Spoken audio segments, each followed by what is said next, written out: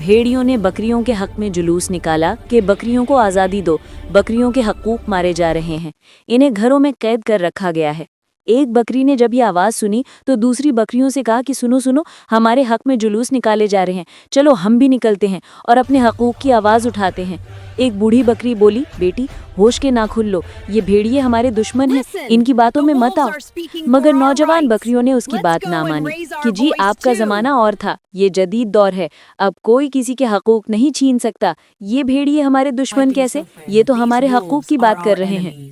बूढ़ी बकरी सुनकर बोली, बेटा ये तुम्हें बर्बाद करना चाहते हैं, अभी तुम महफूज हो, अगर इनकी बातों में आ गई तो ये तुम्हें चीर फाड़ कर रख देंगे। बूढ़ी बकरी की ये बात सुनकर जवान बकरी गुस्से में आ गई और कहने लगी कि अम्मा तुम तो बूढ़ी हो चुकी हो, अब हमें हमारी जिंदगी जीने दो, तुम्हें क्या पता आज़ादी क्या होती है।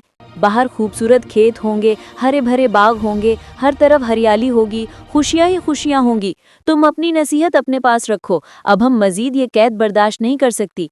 ये कहकर सब आज़ादी आज़ादी के नारे लगाने लगी और भूख हड़ताल कर दी। रेवड़ के मालिक ने जब ये सूरत हाल देखी तो मजबूरन उन्हें खोलकर आज़ाद कर दिया। बकरियां बहुत खुश हुईं और नारे लगाती छलांगे मारती निकल भागी। मगर ये क्या, भेड़ियों ने तो उन पर हमला कर दिया और मासूम बकरियों को चीर फाड़ कर रख दिया।